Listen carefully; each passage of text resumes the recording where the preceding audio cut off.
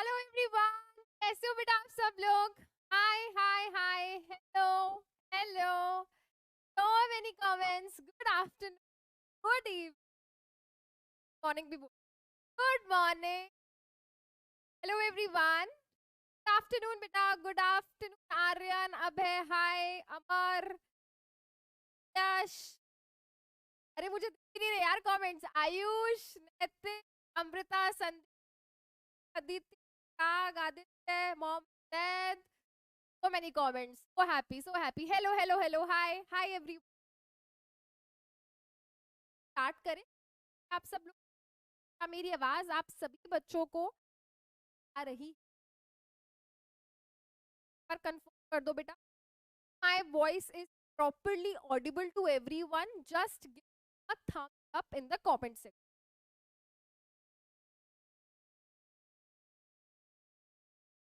I पर आप please सब दे दो कमेंट सेक्शन. क्या मेरी आवाज आप सब आ रही? Then we will start with our today. लोग बोल रहे हैं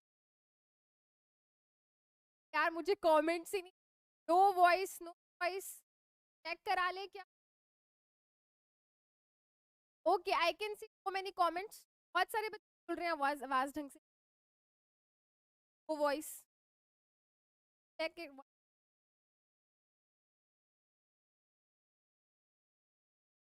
ऐप में चेक करने. बच्चे कहते हैं आवाज कम है. एंड अरे यार नो वॉइस कैसे हो सकती है? क्या वॉइस प्रॉपरली आ रही है बेटा? प्लीज आप कंफर्म करो. Let's not just waste our time. All the comments are saying no voice. यार माइक तो ऑन है मेरा, सब कुछ ऑन है, everything is fine. Breaking voice. यार तुम लोग फिरकी तो नहीं ले रहे हो मेरी? हाँ, जल्दी से बताओ मुझे. हाँ जी, अब मुझे कुछ कुछ बच्चों के कमेंट्स दिखाई दे रहे हैं जो थम्स अप कर रहे हैं कि वॉइस ठीक है. ओके, आई थिंक आप सब बच्चे मेरी फिरकी ले रहे हो. ठीक है. Voice is clear, voice is low. Can we please check once? Priyanshu, please check once. किसी को बोल के कंफर्म करो, क्लास स्टार्ट करनी है. तो यार चलो, जब तक ये चीज फिक्स हो रही है तब तक ये डिस्कस कर लेते हैं. मुझे बताओ अभी तक जो भी पढ़ा था हमने फर्स्ट लेक्चर में, जो भी डिस्कस किया था, क्या वो चीज आपको प्रॉपरली समझ आ चुकी है? क्या वो चीज आप लोगों को प्रॉपरली समझ आ चुकी है? और मुझे ये बताओ आप में से कितने बच्चों ने डीएचए सॉल्व किया था? आप में से कितने बच्चों ने डीएचए सॉल्व किया था? एंड कितने बच्चों के 7 में से 7 आए थे, यानी कि सारे के सारे क्वेश्चन सही थे? Did you solve the DHA? Very good, very good. अरे यार मैं देख भी नहीं पा रही हूँ. हाँ जी, यस यस.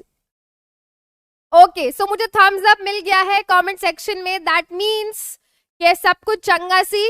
राइट. चलो बेटा, टाइम वेस्ट नहीं करते हैं, स्टार्ट करते हैं बेटा आज का सेशन. बहुत सारे बच्चे यहाँ पे ऐसे होंगे जो अभी अभी आके हमसे ज्वाइन हुए हैं. So let me just introduce myself again. I am Samriddhi Sharma and I will be teaching you biology. आज हमारा लेक्चर नंबर 2 है ऑफ चैप्टर लाइफ प्रोसेस. अगर मैं पिछले लेक्चर की बात करूं, बहुत ही जनरल सेशन था, बहुत एक तरीके से इंट्रोडक्टरी सेशन था. हमने कुछ इंट्रोडक्टरी चीजें डिस्कस करी कि बायोलॉजी में क्या क्या सिलेबस रहेगा, हम क्या सीक्वेंस में कौन सा चैप्टर पहले पढ़ेंगे, कौन सा बाद में पढ़ेंगे. And then we started with our chapter में हमने बहुत ही बेसिक सी चीज डिस्कस करी थी बेटा लास्ट क्लास में कि लाइफ प्रोसेस क्या होती है. तो लाइफ प्रोसेस बेटा वो प्रोसेस है जो किसी भी लिविंग ऑर्गेनिज्म को सरवाइव करने में हेल्प करती हैं, अपनी लाइफ को मेंटेन करने में हेल्प करती हैं. कौन सी थी बेटा वो लाइफ प्रोसेस? 4 तरीके की बेटा वो लाइफ प्रोसेस थी. पहला था न्यूट्रिशन, दूसरा था रेस्पिरेशन, तीसरा था ट्रांसपोर्टेशन एंड चौथा था बेटा क्या हमारा? एक्सक्रीशन. राइट. फिर बेटा हमने यहाँ पे स्टार्ट किया था न्यूट्रिशन को.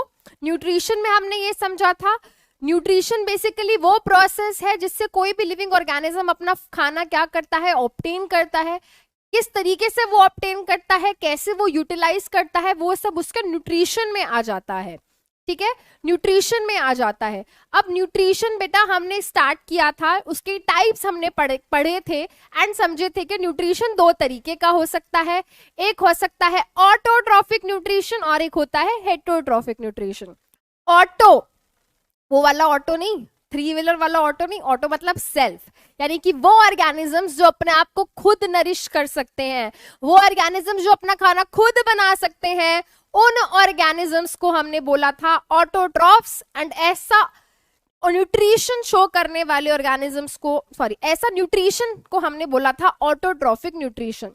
हमारे पास प्लांट्स हैं, कुछ बैक्टीरिया यानी कि साइनोबैक्टीरिया है, कुछ प्रोटिस्ट जैसे कि यूग्लिना, वो फोटोसिंथेसिस कर सकते हैं।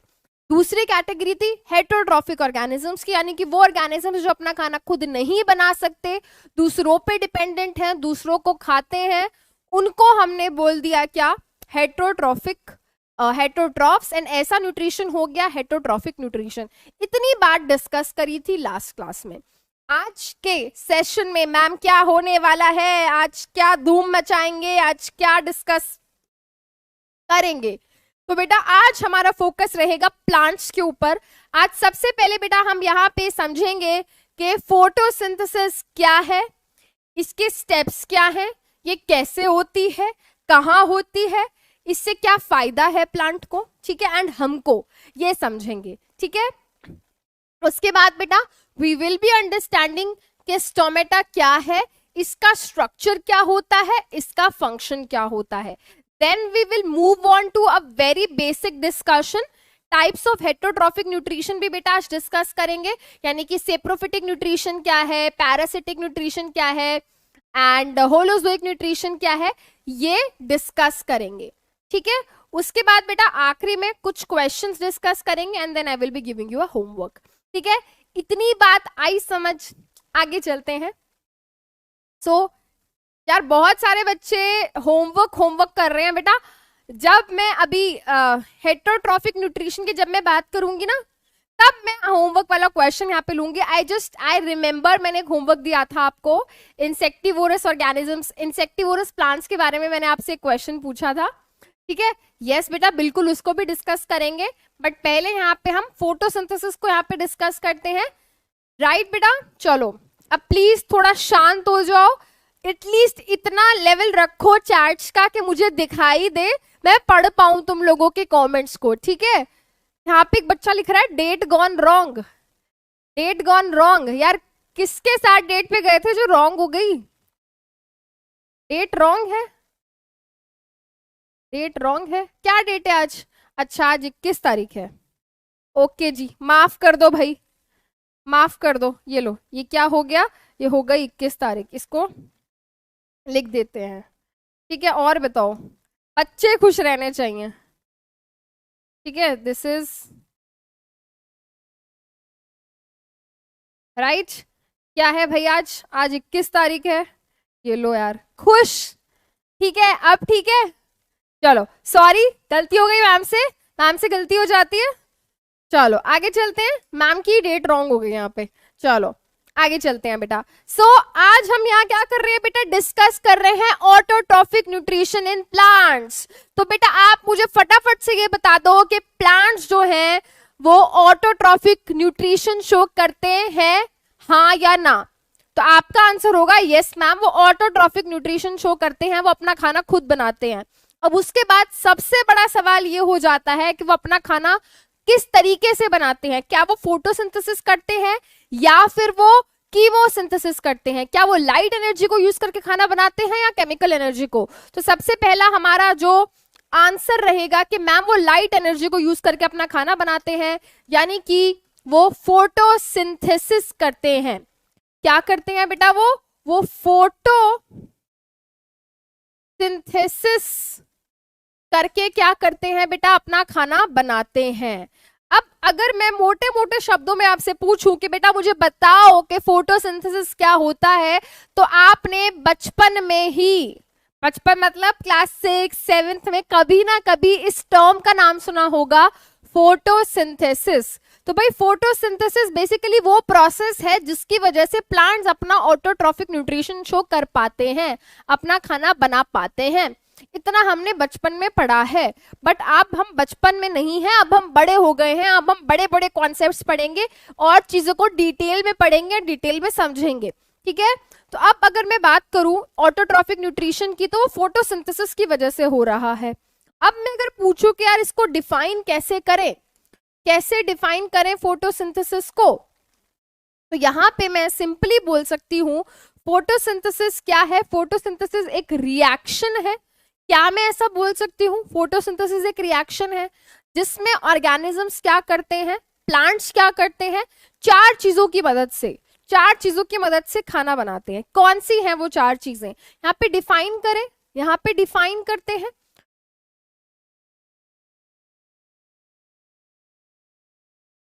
Photosynthesis is a process by which नहीं, in which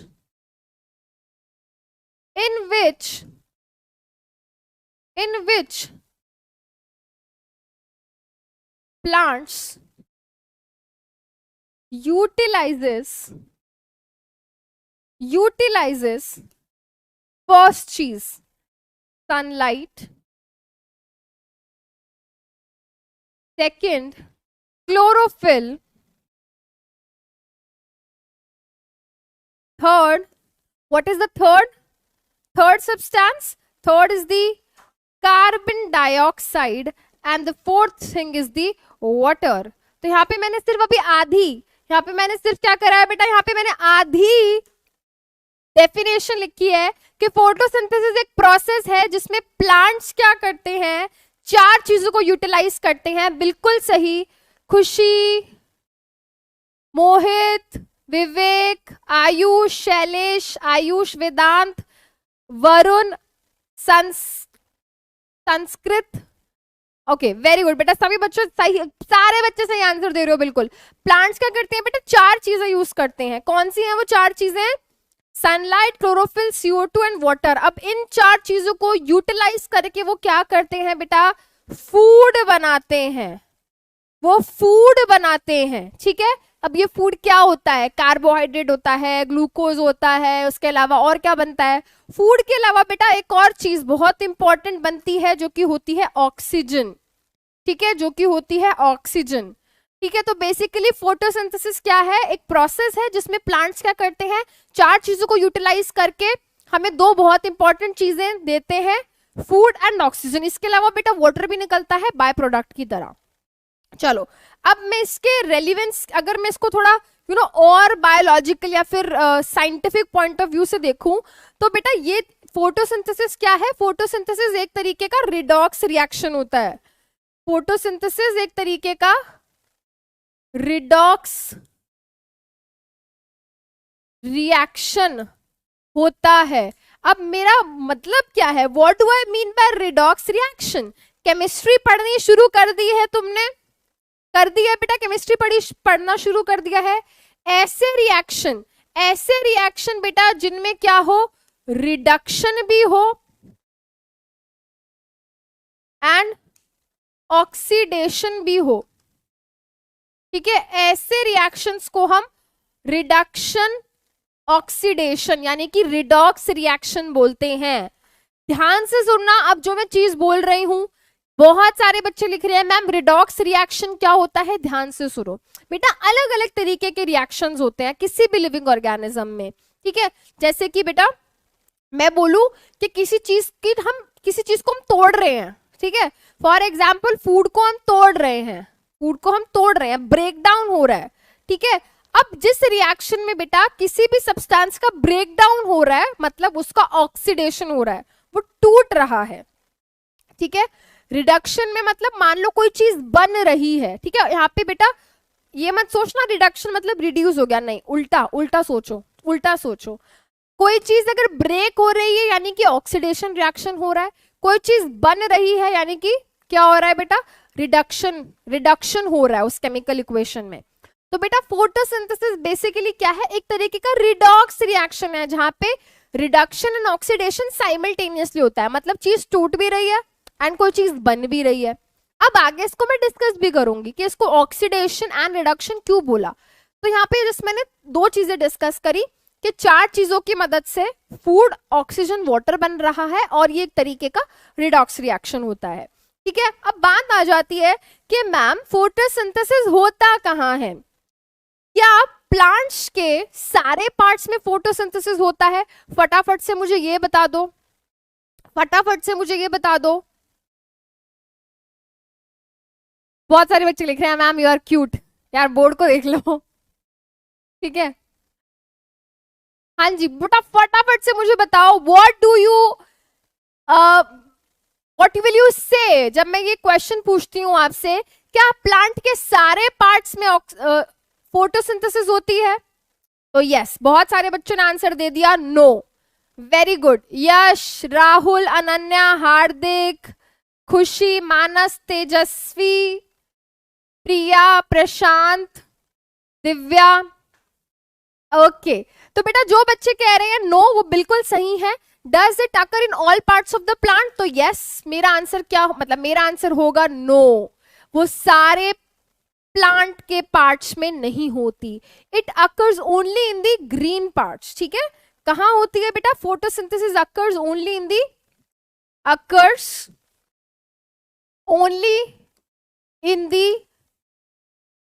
the green parts. जो हमारे प्लांट के ग्रीन पार्ट्स होते हैं सिर्फ वहीं पे फोटोसिंथेसिस की प्रोसेस होती है। Now what do I mean by green parts? ये ग्रीन का क्या मतलब है यार? जिस भी पार्ट में हमारा ग्रीन कलर का पिगमेंट यानी कि क्लोरोफिल प्रेजेंट होता है वहां पे फोटोसिंथेसिस की प्रोसेस होती है। ठीक है, तो ग्रीन पार्ट का क्या मतलब है? ग्रीन पार्ट का यहाँ पे मतलब है chlorophyll containing part. Chlorophyll containing part. जिस पार्ट में बेटा क्लोरोफिल प्रेजेंट होगा उस पार्ट में फोटोसिंथेसिस की प्रोसेस होगी। बिल्कुल सही। अब यहाँ पे बहुत सारे बच्चे कुछ क्लोरोफिल लिख रहे हैं, कोई क्लोरोप्लास्ट लिख रहे हैं। बेटा दोनों अलग अलग चीजें होती हैं। बहुत सारे बच्चे बेटा मैं देख रही हूँ यहाँ पे क्लोरोफिल लिख रहे हैं एंड क्लोरोप्लास्ट लिख रहे हैं, दोनों अलग चीजें होती हैं, इसको समझते हैं। क्लोरोफिल क्या है? Chlorophyll is basically the green coloured pigment. यहाँ पे मैं लिख देती हूँ इसके बारे में। क्लोरोफिल क्या है बेटा? Chlorophyll it is a green colored pigment present inside chloroplast. तो भाई जो प्लांट सेल है, प्लांट सेल के अंदर एक ऑर्गेनेली पाया जाता है जिसको हम क्या बोलते हैं? जिसको हम बोलते हैं क्लोरोप्लास्ट। इस क्लोरोप्लास्ट के अंदर एक ग्रीन कलर का पिगमेंट होता है जिसको हम क्या बोलते हैं? जिसको हम बोलते हैं क्लोरोफिल। तो इतनी बात आई समझ? देखो बेटा ऐसे इमेजिन करो एक सेल है, सेल के अंदर साइटोप्लाज्म है, न्यूक्लियस है, उसके अलावा बहुत सारे ऑर्गेनेलीज हैं। एक ऑर्गेनेली है जिसका नाम है क्लोरोप्लास्ट। इस क्लोरोप्लास्ट के अंदर एक ग्रीन कलर का पिगमेंट है जिसको हम क्लोरोफिल बोलते हैं।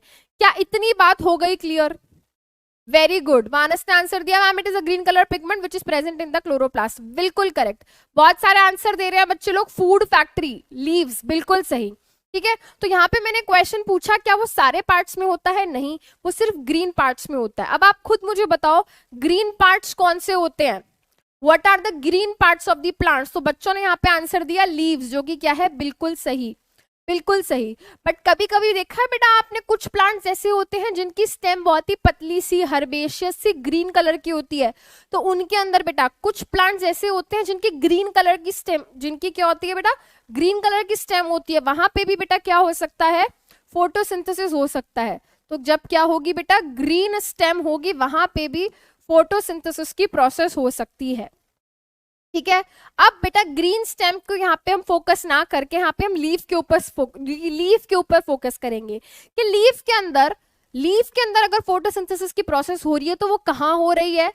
कहाँ पे हो रही है, कैसे हो रही है, ठीक है। अब ये दो हमारे क्या है, यहाँ पे एजेंडा है, हमको ये समझने की कोशिश करनी है। तो यहाँ पे हमारा फोकस किस पे है, लीव्स के ऊपर फोकस है बेटा। यहाँ पे क्या है, एक डायग्राम दिया हुआ है हमारी एनसीईआरटी के अंदर, एंड मैं ये चीज अभी बोल रही हूँ, एंड हो सकता है आगे आने वाली हर क्लास में ये बात बोलूं।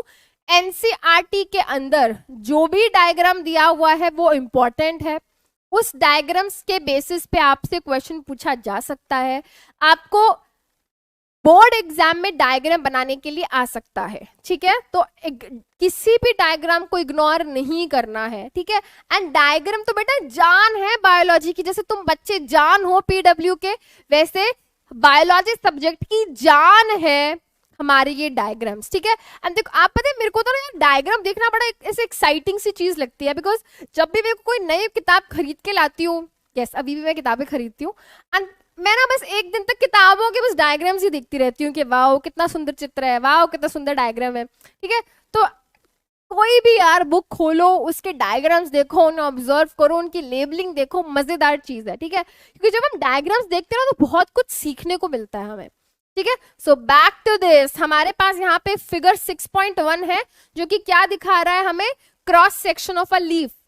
अब वो ये दिखा रहा है, what do I mean by cross section of the leaf, by leaf है, लीफ को अगर बेटा मैंने काट लिया, ठीक है, या लीफ को मैंने ऑब्जर्व करा किसके नीचे और माइक्रोस्कोप के नीचे मैंने उसको रख के ऑब्जर्व करा, तो मुझे क्या दिखाई देगा, ठीक है। तो बेटा इस तरीके से यहाँ पे एक डायग्राम दिखाया गया है, इसको यहाँ पे समझने की कोशिश करते हैं। तो सबसे पहले हमें क्या दिया गया है भाई, यहाँ पे हमें एक लीफ दिखाई गई है, जादू करके दिखाऊं, चलो ठीक है, मैं 1 2 3 करूंगी एंड देखना क्या होगा, यहाँ पे जादू होएगा। 1 2 3, लीफ, वाह मेरे हाथ में लीफ आ गई। Okay so I have a leaf with me, ठीक है। जैसे आपको ये लीफ यहाँ पे दिखाई दे रही है, वैसे मेरे हाथ में यहाँ पे एक लीफ है ना, क्योंकि यार फोटो में क्या असली में देख के समझेंगे, ठीक है। तो यहाँ पे क्या है, यहाँ पे मेरे हाथ में एक लीफ है, जैसे ये लीफ है, ठीक है। अब देखो यहाँ पे कुछ चीजें हैं, इनको यहाँ पे इस लीफ के अंदर आइडेंटिफाई करने की कोशिश करेंगे, ठीक है। मैं कोशिश करूंगी कि मैं कैमरे के बिल्कुल पास तक आ सकूं, बट यहाँ पे एक बहुत बड़ी सी लाइट रखी है, एंड मैं कोशिश करूंगी कि मैं यहाँ पे ना गिरूं इस लाइट के ऊपर, नहीं तो बहुत फनी हो जाएगा और मैम के मीम वाह इतने बन जाएंगे कि मैडम तो भाई मैडम का मजाक इतना बन जाएगा अगर मैडम गिर गई तो, ठीक है। और तुम तो हो ही इतने बदमाश और शैतान, एक भी मौका नहीं छोड़ते हो मीम्स बनाने का, ठीक है। चलो तो बेटा यहाँ पे एक लीफ दिखाई दे रही है तुम्हें, ठीक है। चलो अब देखो यहाँ पे सबसे पहला पार्ट क्या है, लैमिना या फिर लीफ ब्लेड, लैमिना या लीफ ब्लेड। देखो बेटा ये जो लीफ है, ठीक है, मैं बहुत कोशिश कर रही हूँ आगे आने की, मैं बिल्कुल आगे आ जाती हूँ, ठीक है। ये तो बेटा आपको ग्रीन पार्ट दिख रहा है ना, ये पूरा का पूरा ग्रीन पार्ट, इसको हम क्या बोलते हैं, इसको हम लैमिना या फिर लीफ ब्लेड बोलते हैं। ये पूरी की पूरी लीफ है, ये क्या है, ये लीफ ब्लेड है, इसका ग्रीन कलर का जो भी पार्ट है इसको लैमिना या लीफ ब्लेड बोलते हैं। क्या इतनी बात समझ आई, ठीक है, इतनी बात समझ आई। नेक्स्ट लेबलिंग क्या है बेटा वहां पे, नेक्स्ट लेबलिंग देखो मिड रिब, ठीक है। मिड का मतलब क्या होता है, बीच में, मिडिल का मतलब क्या होता है, बीच में, मिड रिब। तो यार इस लीफ को तुम ध्यान से देखो, इस लीफ के बीचों बीच तुमको एक लाइन दिखाई दे रही है, कितना पास आ गए हम सब लोग, देखो ऐसा लग रहा है बिल्कुल तुम्हारे घर में घुस गई हो, ठीक है। जल्दी बताओ, इस लीफ के बीचों बीच तुमको एक लाइन दिखाई दे रही है, ये क्या है बेटा, ये मिड रिब है। उसके बाद बेटा नेक्स्ट लेबलिंग देखो, नेक्स्ट लेबलिंग वेन, ठीक है। अब बेटा ध्यान से देखना, इस मिड रिब के बीच में से ऐसे ऐसे इस तरीके से लाइनें निकलती दिख रही हैं आपको, इस तरीके से। ये क्या है बेटा, ये है वेन्स। इतनी बात आई समझ। तो ये पूरा का ग्रीन पार्ट, ये पूरा का पूरा ग्रीन पार्ट लीफ का लीफ ब्लेड या लैमिना है, इसके बीच में जो लाइन जा रही है वो मिड रिब है, एंड इसमें से देखो यहाँ से आपको और भी क्लियरली दिख रहा होगा, थोड़ा फोकस बेटा यहाँ पे एडजस्ट करना पड़ता है कैमरे का, but we will try to understand.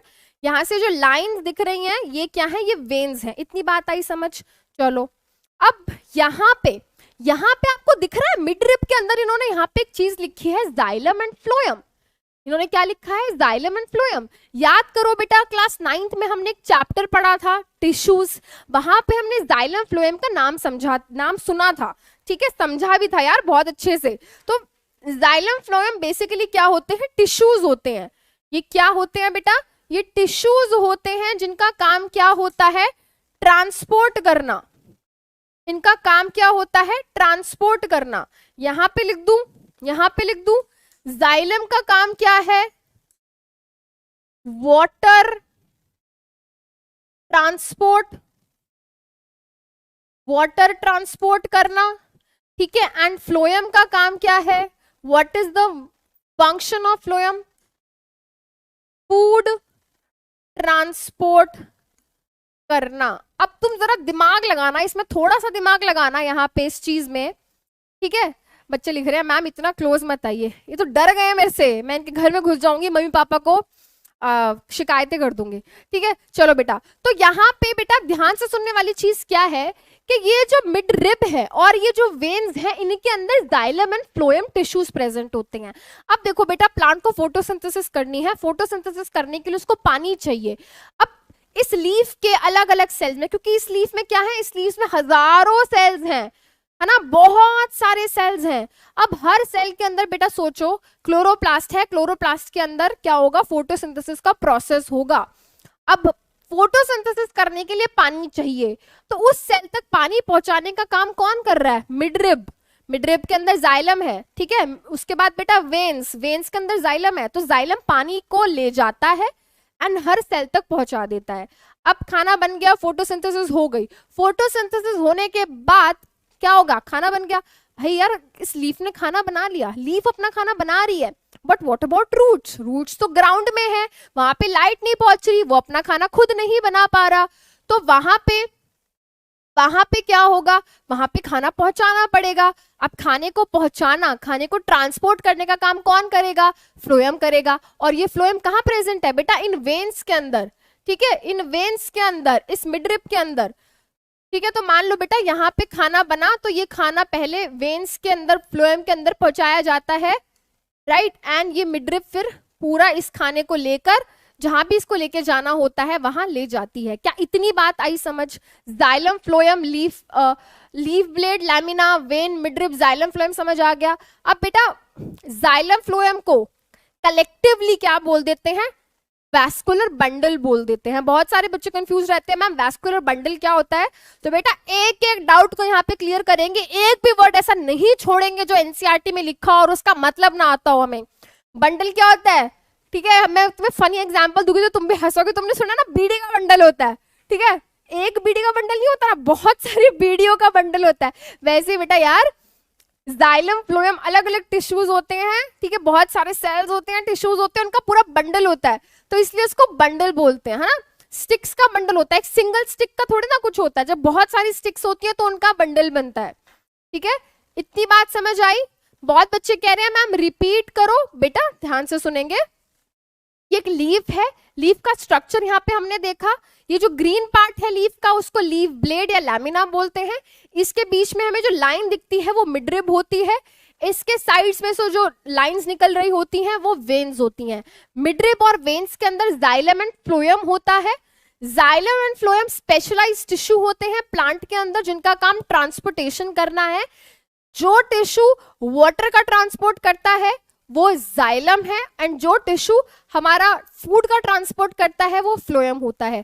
तो अगर कोई पूछे कि लीफ के अंदर जाइलम फ्लोएम कहाँ प्रेजेंट है तो आप बोलोगे मिडरिब एंड वेन के अंदर। इतनी बात आई समझ? इतनी बात आई समझ? अब आगे चलते हैं, ठीक है। बहुत सारे बच्चे यहाँ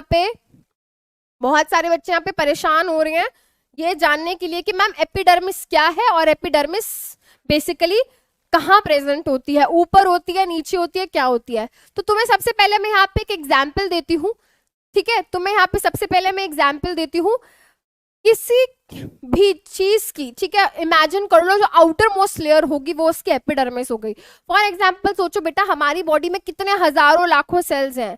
we have thousands and lakhs and million and billion and trillions of cells in our body. Do you agree? कितने सारे सेल्स है यार, ठीक है, हम बहुत सारे सेल से मिलके बने हैं, ठीक है। एंड हमारी पूरी बॉडी क्या है, बहुत सारे सेल से मिलके बनी है। बट उन सेल्स की आखिरी लेयर भी तो होगी, एक आउटर मोस्ट लेयर होगी, उसको हमने एपिडर्मिस बोला। तो बेटा देखो हमारी जो स्किन है, हमारी स्किन, यस ये स्किन, ठीक है, ये त्वचा, ये सुंदर त्वचा, ये स्मूथ त्वचा, ठीक है, लड़कियों के लिए बोल रही हूँ, लड़कों के लिए नहीं बोल रही, ठीक है। तो बेटा ये स्किन क्या है, हमारी एपिडर्मिस है, ये outer most layer of the cells is called the epidermis, ठीक है।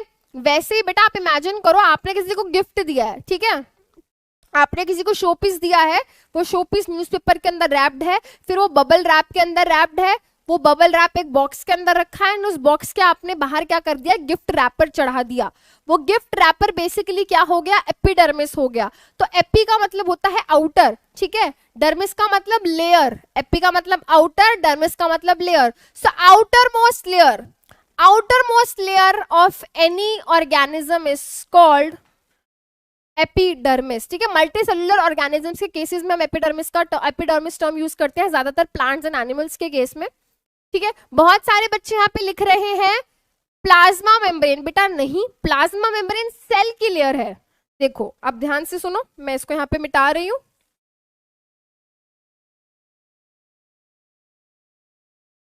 ठीक है। अब ये लीफ है, देखो ये लीफ है, लीफ बेसिकली एक प्लांट ऑर्गन होता है। अब ध्यान से देखना, मैं आगे आती हूं, देखो बेटा ये क्या है, ये लीफ है, ठीक है, ये इसका ऊपर वाला आउटर मोस्ट लेयर है, ये इसकी ऊपर वाली आउटर मोस्ट लेयर है, तो ये इसकी अपर डर्मिस, ठीक है। और ये क्या है, ये इसकी नीचे वाली आउटर लेयर है, ये इसकी क्या हो गई, लोअर एपिडर्मिस, ये इसका ऊपरी पार्ट है, ये इसका अपर एपिडर्मिस, ये इसका नीचे वाला पार्ट है, ये इसका लोअर एपिडर्मिस। अब इसके बीच में ही पता नहीं कितने सारे सेल्स होंगे, there will be lots of cells, ठीक है। ये इस लीफ का ऊपर वाला एपिडर्मिस है, ये इसका नीचे वाला एपिडर्मिस है। अब वैसे ही बेटा हमको यहाँ पे क्या दिखाया गया है, हमको यहाँ पे एक लीफ का क्रॉस सेक्शन दिखाया गया है। उन्होंने कहा कि ये लीफ है, ये लीफ की ऊपर वाली लेयर है अपर एपिडर्मिस, ये लीफ की नीचे वाली लेयर है लोअर एपिडर्मिस। इतनी बात आई समझ, जल्दी बताओ मुझे, ठीक है। तो outer most layer of cells, अब देखो यहाँ पे ये एक सेल है, ये दो सेल है, ये तीन सेल है, यहाँ पे कितने सारे सेल्स होंगे, ठीक है। तो यार ये ऊपर जो आखिरी की लेयर है सेल्स की, वो एपिडर्मिस हो गई, ठीक है। ये जो आखिरी की सेल है, आखिरी सेल की लेयर्स है, ये एपिडर्मिस हो गई, ऊपरी वाली अपर एपिडर्मिस, ठीक है, नीचे वाली लोअर एपिडर्मिस, ठीक है, लोअर एपिडर्मिस। अब ध्यान से सुनेंगे यार, अब इस अपर और लोअर एपिडर्मिस के बीच में जितने भी सेल्स होते हैं, इस अपर एंड लोअर एपिडर्मिस के बीच में जितने भी सेल्स होते हैं, उस रीजन को, ठीक है, उस पार्ट को हम बोलते हैं मीजोफिल सेल्स, ठीक है। इनको हम क्या बोलते हैं, इनको हम बोलते हैं मीजोफिल सेल्स, ठीक है। मीजोफिल सेल्स क्या होते हैं, mesophyll cells are the leaf cells present between upper and lower epidermis, ठीक है।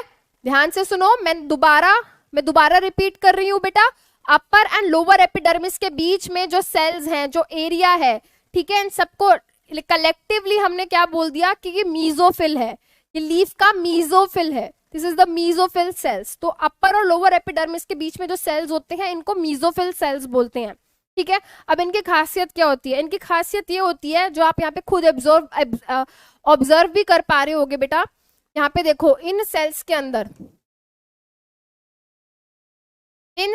अंदर आपको क्लोरोफिल नहीं दिख रहा होगा, या आपको इनके अंदर क्लोरोप्लास्ट नहीं दिख रहा होगा, नहीं है, बट इनके अंदर देखो आपको क्या दिख रहा है, क्लोरोप्लास्ट दिख रहा है, ठीक है। यानी कि इन सेल्स के अंदर क्या प्रेजेंट होते हैं बेटा, इन सेल्स के अंदर क्लोरोप्लास्ट प्रेजेंट होते हैं। एंड क्लोरोप्लास्ट के अंदर क्या प्रेजेंट होता है, क्लोरोप्लास्ट के अंदर ग्रीन कलर का पिगमेंट क्लोरोफिल पाया जाता है, यानी कि ये वो रीजन है जहां पे क्या होती है, फोटोसिंथेसिस होती है मेजरली। तो यहाँ पे मैं लिख सकती हूँ, major photosynthesis in leaves takes place in the mesophyll cells, ठीक है। यहाँ पे मैं लिख दू major amount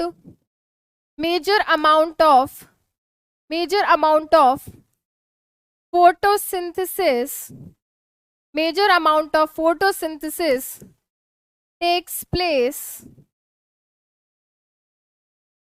takes place in mesophil cells of leaf. क्या इतनी बात आई समझ? अब आपसे कोई पूछ ले कि यार प्लांट के अंदर फोटोसिंथेसिस कहाँ होती है, तो आप आंसर दोगे लीव्स में। लीव्स में तो एपिडर्मिस भी है, लोअर भी अपर भी, वहां कहाँ होती है? लीफ के मीजोफिल सेल्स के अंदर होती है। लीव्स के मीजोफिल सेल्स के अंदर फोटोसिंथेसिस की प्रोसेस होती है। अब यहाँ पे बेटा खैर ये एनसीईआरटी में नहीं है, बट थोड़ा सा अगर एक्स्ट्रा जान लेंगे तो कुछ नुकसान नहीं है। देखो बेटा, आपको यहाँ पे दो तरीके के सेल्स दिखाई दे रहे होंगे, दोनों के अंदर ढेर सारे क्लोरोप्लास्ट है। बेटा ये जो गोल गोल स्ट्रक्चर दिख रहे हैं ये क्लोरोप्लास्ट है। आप सोचो जरा, एक ही सेल के अंदर कितने सारे क्लोरोप्लास्ट हैं। सोचो एक ही सेल के अंदर कितने सारे क्लोरोप्लास्ट है और कितने सारे सेल्स हैं, तो कितनी सारी फोटोसिंथेसिस होती होगी। अब आप बेटा यहाँ पे ऑब्जर्व करो ध्यान से, ये जो लंबे लंबे इलोंगेटेड सेल्स हैं, ध्यान से देखेंगे बेटा, ये जो लंबे लंबे यहाँ पे जो इलोंगेटेड सेल्स हैं इनको हम बोलते हैं पैलिसेड। इनको हम बोलते हैं पैलिसेड, ठीक है।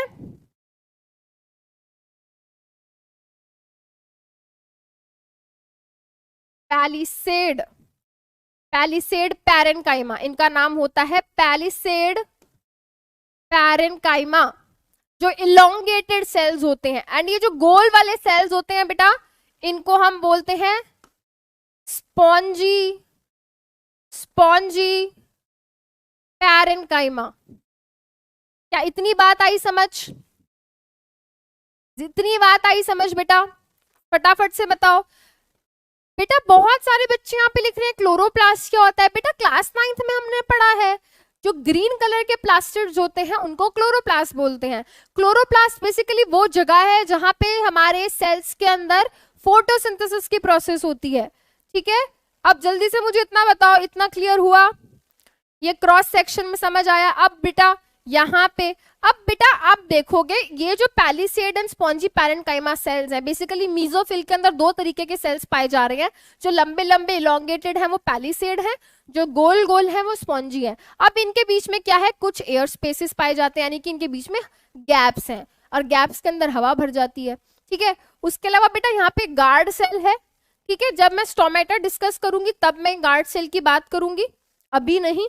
उसके अलावा बेटा बहुत बच्चे यहाँ पे क्या हो रहे हैं, परेशान हो रहे हैं कि मैम ये वैक्सी क्यूटिकल क्या है।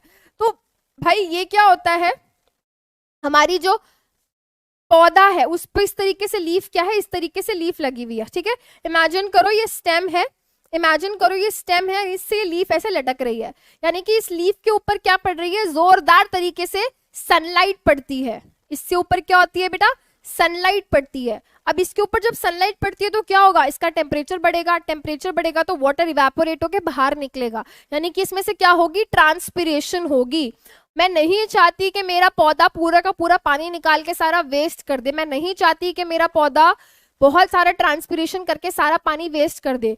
तो इसी से क्या होता है बेटा, प्रोटेक्शन के लिए, इसी से प्रोटेक्शन के लिए हमारी अपर एपिडर्मिस के ऊपर, हमारी अपर एपिडर्मिस के ऊपर इस तरीके से क्या होती है, इस तरीके से एक लेयर पाई जाती है वैक्सी सी सब्सटेंस की, ठीक है। एक वैक्स की लेयर पाई जाती है जिसको हम वैक्सी क्यूटिकल बोलते हैं। अगर कोई पूछता है कि क्यूटिकल क्या है, तो क्यूटिकल बेसिकली लेयर होती है वैक्स की अपर एपिडर्मिस के ऊपर, जो कि क्या करती है, वाटर लॉस को कम करती है, यानी कि पानी को वेस्ट होने से बचाती है एपिडर्मिस के सरफेस से।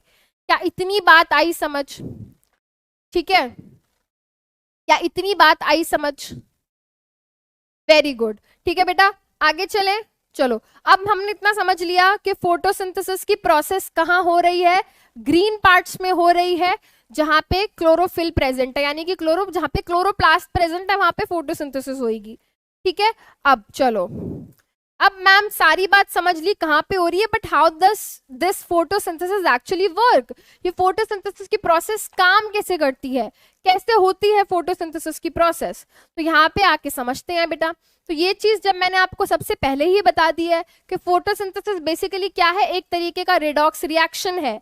ये क्या है, एक तरीके का रिडॉक्स रिएक्शन है, ठीक है। रिएक्शन में होता है, कुछ रिएक्टेंट्स होते हैं, कुछ प्रोडक्ट्स होते हैं, कुछ रिएक्टेंट्स होते हैं, कुछ प्रोडक्ट्स होते हैं। यानी कि यहाँ पे क्या हो रहा है बेटा, यहाँ पे क्या हो रहा है, सनलाइट को यूज करके, कार्बन डाइऑक्साइड को यूज करके, वाटर को यूज करके खाना बनाया जाता है। अब ये जो खाना होता है बेसिकली ग्लूकोज की फॉर्म में बनता है। ग्लूकोज बेसिकली क्या है, ग्लूकोज बेसिकली कार्बोहाइड्रेट है। Glucose is a carbohydrate. Carbohydrate को बेटा हम शुगर भी बोलते हैं, कार्बोहाइड्रेट को हम शुगर भी बोलते हैं। इसके अलावा बेटा और क्या होता है, ऑक्सीजन बनती है, ठीक है। इसके अलावा क्या होता है, ऑक्सीजन बनती है। तो फोटोसिंथेसिस में sunlight, carbon dioxide, water and बहुत जरूरी चीज क्लोरोफिल की मदद से क्या होता है, खाना। खाना मतलब कार्बोहाइड्रेट, ग्लूकोज बनता है, ऑक्सीजन बनती है, वाटर। इसके अलावा वाटर ये बनता है, ठीक है। अब ये एक्चुअली में होता कैसा है, जितना यहाँ पे दिखाई दे रहा है सिंपल सा, इतनी सिंपल प्रोसेस नहीं होती, थोड़ी कॉम्प्लेक्स प्रोसेस होती है, ठीक है। यार बहुत सारे बच्चे यहाँ पे लिख रहे हैं कि मैम एपिडर्मिस किस साइड से है। यार तुम देखो, तुम्हारा हाथ है ये, ठीक है, यहाँ भी स्किन है, यहाँ पे भी एपिडर्मिस है, ये तुम्हारा नीचे वाला पार्ट हो गया, तो यहाँ पे भी स्किन है, एपिडर्मिस यहाँ पे भी है, एपिडर्मिस यहाँ पे भी है। इसको हम मैं अपर पार्ट बोल दूंगी अपने हैंड का, तो ये अपर एपिडर्मिस, ये लोअर एपिडर्मिस। कंफ्यूज क्यों हो रहे हो, कंफ्यूज क्यों हो रहे हो, ठीक है। चलो तो बेटा यहाँ पे बच्चे लिख रहे हैं मैम यहाँ पे बनाना क्यों, क्योंकि बनाना के अंदर बहुत सारा कार्बोहाइड्रेट पाया जाता है। यार हमारे जो फ्रूट्स हैं, बेसिकली जो फ्रूट्स हमें मिलते हैं प्लांट्स पे से, उनके अंदर क्या है, उनके अंदर फूड ही तो है।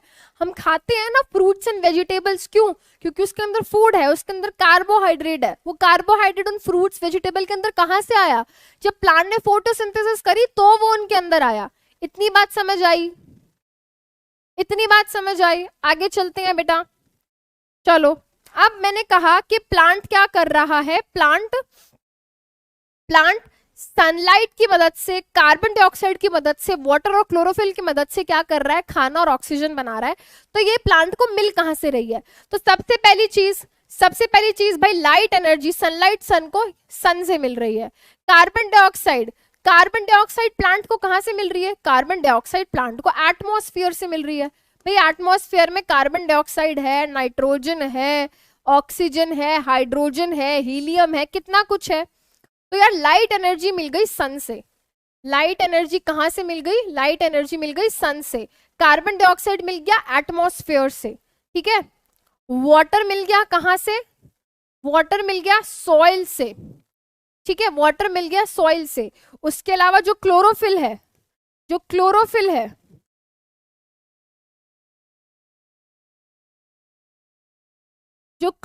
है वो लीव्स के अंदर ऑलरेडी प्रेजेंट है।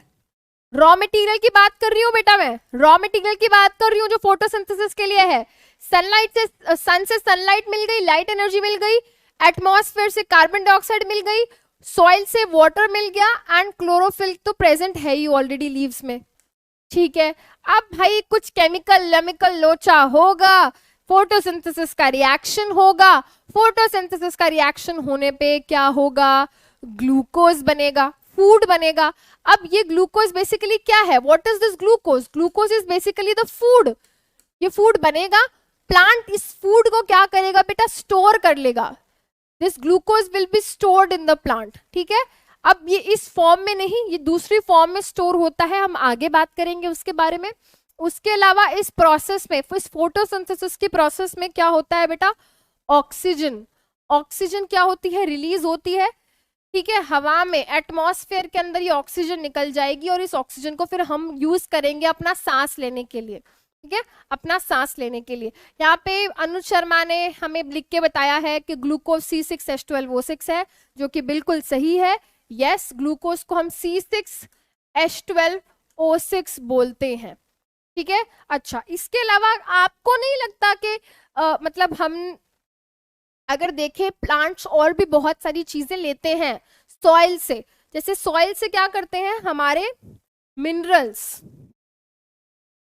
हमारे बहुत सारे मिनरल्स जो होते हैं वो प्लांट्स सॉइल से ही तो लेते हैं, प्लांट सॉइल से ही तो लेते हैं। जैसे फॉर एग्जाम्पल अगर मैं बोलूं कि प्लांट्स को जो नाइट्रोजन मिलती है, प्लांट्स को जो नाइट्रोजन मिलती है वो कहाँ से मिलती है, सॉइल से ही तो मिलती है। देखो हमारे एटमॉस्फेयर में क्या है, 76% नाइट्रोजन गैस है, बट फिर भी प्लांट्स डायरेक्टली, जैसे हमने डायरेक्टली सांस लिया, ऑक्सीजन ले ली, तो प्लांट जैसे डायरेक्टली सांस लेके ऑक्सीजन क्यों नहीं ले सकते? नहीं ले सकते। नाइट्रोजन N2 की फॉर्म में हमारे एटमॉस्फेयर में क्या है बेटा? N2 की फॉर्म में जो गैस है वो हमारे प्लांट्स नहीं ले सकते, नॉट पॉसिबल। वो सॉइल से नाइट्रोजन लेते हैं, सॉइल से वो नाइट्रोजन लेते हैं, पोटेशियम लेते हैं, कैल्शियम लेते हैं, आयरन लेते हैं, सोडियम लेते हैं। अरे यार बहुत सारे मिनरल्स प्लांट को सॉइल से ही मिलते हैं। यहाँ पे मैं इसकी बात क्यों कर रही हूँ? क्योंकि आप ये चीज सोचो यार, क्लोरोफिल हो गया, ठीक है, क्लोरोफिल चाहिए फोटोसिंथेसिस करने के लिए, क्लोरोफिल बनाने के लिए भी तो कुछ ना कुछ चाहिए। तो यार वो ग्रोथ एंड डेवलपमेंट करने के लिए, जैसे हमें सोचो, हम बोलते हैं ना यार बच्चे को दूध पिलाओ, कैल्शियम खिलाओ, इसकी हाइट बढ़ेगी, इसकी ग्रोथ एंड डेवलपमेंट होगी। तो प्लांट के अंदर अगर हम चाहते हैं कि ग्रोथ एंड डेवलपमेंट हो, इनको भी तो मिनरल्स वगैरह देने पड़ेंगे। तो इनको ये वाले मिनरल्स कहाँ से मिलते हैं? इनको ये वाले मिनरल्स सॉइल से मिलते हैं। तो यहाँ पे एक बहुत इंपॉर्टेंट, एक अच्छी सी बात लिखी हुई है नाइट्रोजन के बारे में हमारी एनसीईआरटी में, कि हमारे जो प्लांट्स होते हैं वो नाइट्रोजन को दो फॉर्म्स में क्या करते हैं? एब्जॉर्ब करते हैं। एक है नाइट्रेट और एक है नाइट्राइट, ठीक है। ये क्वेश्चन पूछा जा सकता है आपसे एनटीएससी टाइप एग्जाम्स में, कि नाइट्रेट और नाइट्राइट। वेरी गुड, जतिन ने आंसर दिया है। तो नाइट्रोजन को प्लांट्स नाइट्राइट और नाइट्रेट की फॉर्म में एब्जॉर्ब करते हैं। वो N2 की फॉर्म में, N2 गैस की फॉर्म में वो कभी भी एटमॉस्फेयर से, एयर से नाइट्रोजन को नहीं ले सकते, ठीक है। चलो अब आ जाओ मेन चीज पे, ठीक है। अब मैं यहाँ पे एक चीज बोलूंगी, What if I told you photosynthesis converts solar energy into chemical energy? What if I told you that photosynthesis converts solar energy into chemical energy? है, how is this possible, ma'am? ऐसे कैसे? सुनो अब होता क्या है, अब सुनो। फोटोसिंथेसिस की प्रोसेस बहुत ही सिंपल सी प्रोसेस है, ध्यान से सुनेंगे अब हो क्या रहा है, ठीक है बेटा। अब होता क्या है, ये मान लो क्या है, ग्रीन कलर का पिगमेंट हम ग्रीन कलर से बनाएंगे, ये हमारी जिद है, ठीक है। क्या ये आपको दिखाई दे रहा है? यस, ठीक है। तो यहाँ पे मैंने क्या करा, मैंने यहाँ पे क्लोरोफिल बनाया, ठीक है। मैंने यहाँ पे क्लोरोफिल बनाया, यहाँ पे हमने सूरज चाचू बनाए, ठीक है। अगर चंदा मामा हो सकता है तो सूरज चाचू हो सकता है। अगर मम्मी के भाई हमारे प्यारे मामा हो सकते हैं तो पापा के भाई भी हमारे प्यारे चाचू हो सकते हैं। तो हमने यहाँ पे क्या करा, सूरज चाचू बनाए। अब सूरज चाचू क्या करेंगे भाई, अपनी लाइट इसके ऊपर डालेंगे, क्योंकि हमने क्या कहा, लाइट एनर्जी, हमने कहा सनलाइट, ठीक है, सनलाइट। तो सबसे पहले क्या होता है बेटा, सन से सनलाइट यानी कि लाइट एनर्जी, सन से आती है क्या बेटा, लाइट एनर्जी, ठीक है। इस लाइट एनर्जी को कौन एब्जॉर्ब करता है? इस लाइट एनर्जी को एब्जॉर्ब करता है हमारा क्लोरोफिल। तो बेटा what is the first step in the process of photosynthesis? Light energy is absorbed bye chlorophyll, light energy is absorbed bye chlorophyll. अब लाइट एनर्जी को जब एब्जॉर्ब कर लिया क्लोरोफिल ने, अब क्या होगा, अब हमारे क्लोरोप्लास्ट के अंदर कुछ रिएक्शंस होंगे। कुछ रिएक्शंस का क्या मतलब है भाई, ये जो लाइट एनर्जी है, इस लाइट एनर्जी को हमारे क्लोरोफिल ने एब्जॉर्ब किया, ठीक है। इसको एब्जॉर्ब करने पे दो चीजें होंगी, इसको एब्जॉर्ब करने पे क्या होगा बेटा, दो चीजें होंगी। यहां पे मैं लिख दूं दो चीजें, 1 और 2, ठीक है। सबसे पहले क्या होगा, स्प्लिटिंग होगी, स्प्लिटिंग ऑफ वाटर, स्प्लिटिंग होगी वाटर की। अब इसका क्या मतलब है, तो बेटा मान लो ये लीफ है, लीफ के अंदर क्या है, लीफ के अंदर वाटर मॉलिक्यूल है, H2O है। अब इस H2O के ऊपर बेटा ये जब हाई एनर्जी लाइट एनर्जी आके पड़ती है तो ये वाटर मॉलिक्यूल स्प्लिट हो जाता है। स्प्लिट मतलब टूट जाता है, ब्रेकअप हो जाता है। हम बोलते हैं ना we are splitting with each other, ठीक है, मतलब हम अलग हो रहे हैं, हम टूट रहे हैं। तो बेटा ये वाटर का मॉलिक्यूल स्प्लिट हो जाता है और इसका हाइड्रोजन और इसका ऑक्सीजन क्या होता है, अलग हो जाता है। हाइड्रोजन अलग हो गया, ऑक्सीजन अलग हो गया। इसको हम बोलते हैं फोटोलिसिस ऑफ वाटर। इसको हम क्या बोलते हैं, फोटोलिसिस ऑफ वाटर। और ये किसकी वजह से हुआ, लाइट एनर्जी की वजह से हुआ, लाइट की वजह से हुआ। इसलिए इसको फोटो मतलब लाइट, लिसिस मतलब टूटना, फोटोलिसिस ऑफ वाटर बोलते हैं। तो बेटा जैसे ही ये लाइट एनर्जी हमारे क्लोरोफिल के ऊपर आगे बढ़ती है, क्लोरोफिल सबसे पहला स्टेप क्या हो गया, absorption of light energy by chlorophyll. Absorption हुआ लाइट एनर्जी का क्लोरोफिल से। जैसे ही ये लाइट एनर्जी एब्जॉर्ब हुई, ये लाइट एनर्जी क्या करेगी, ये लाइट हमारे वाटर के मॉलिक्यूल को तोड़ देगी जो ऑलरेडी हमारे लीव्स के अंदर प्रेजेंट है, जो ऑलरेडी हमारे लीव्स के अंदर प्रेजेंट है, जिसकी वजह से ऑक्सीजन जो होगी क्या होगी, रिलीज होगी। तो भाई क्या होता है, हमारी लीव से हमको क्या मिलती है, हमारी लीव से हमको मिलती है oxygen, oxygen gas, oxygen gas मिल गई भाई। दूसरा स्टेप क्या होता है, दूसरी चीज क्या होती है, दूसरी चीज क्या होती है बेटा, ये जो लाइट एनर्जी पड़ी थी ना क्लोरोफिल के ऊपर, वो कन्वर्ट हो जाती है केमिकल एनर्जी में। ठीक है, यहाँ पे लिख दे, यहाँ पे लिख देते हैं। दूसरा step, light energy is converted into chemical energy। जो लाइट एनर्जी होती है बेटा उसको केमिकल एनर्जी में कन्वर्ट कर दिया जाता है। अब इसका क्या मतलब है यार, ये जो लाइट एनर्जी आई थी ना, ये जो लाइट एनर्जी आई थी सन से, उससे केमिकल एनर्जी बनाई जाती है प्लांट के अंदर, यानी कि एटीपी, एडिनोसाइन ट्राइफॉस्फेट। हाँ, व्हाट इज दिस, सुनो, लाइट एनर्जी पड़ी क्लोरोफिल पे, क्लोरोफिल ने इस लाइट एनर्जी को एब्जॉर्ब किया। जब इस लाइट एनर्जी को एब्जॉर्ब किया तो वाटर मॉलिक्यूल उस एनर्जी की वजह से टूट गया, टूटने की वजह से ऑक्सीजन गैस अलग हो गई। उसके साथ साथ क्या हुआ बेटा, एक रिएक्शन हुआ, जिसमें इस रिएक्शन के दौरान क्या हुआ, अंत में एटीपी का फॉर्मेशन हुआ। एटीपी, एडिनोसाइन ट्राइफॉस्फेट का फॉर्मेशन हुआ, एटीपी बना। ठीक है, अब प्लांट ने एटीपी बना लिया, यानी कि अब इस प्लांट के पास क्या हो चुका है, एटीपी बन चुका है, एनर्जी बन चुकी है। अब आप खुद सोचो, जब आपके पास एनर्जी होती है तो आप काम करने लायक हो जाते हो, है ना। हम क्या करते हैं बेटा, अगर हमारी बॉडी के अंदर एनर्जी नहीं होगी तो हम कुछ भी नहीं कर पाएंगे। बिल्कुल सही बोल रहे हैं, energy currency of the cell, बिल्कुल सही। ठीक है, तो बेटा अगर हमारे पास एनर्जी नहीं होगी तो हम कुछ भी नहीं कर पाएंगे, we are not able to do anything. ठीक है, तो वैसे ही बेटा अगर प्लांट को भी कुछ भी करना है तो उसको एनर्जी चाहिए, तो उसने क्या करा, उसने एटीपी बना लिया। अब वो इस एटीपी की मदद से वो क्या करेगा बेटा, इस एटीपी की मदद से फूड का सिंथेसिस करेगा।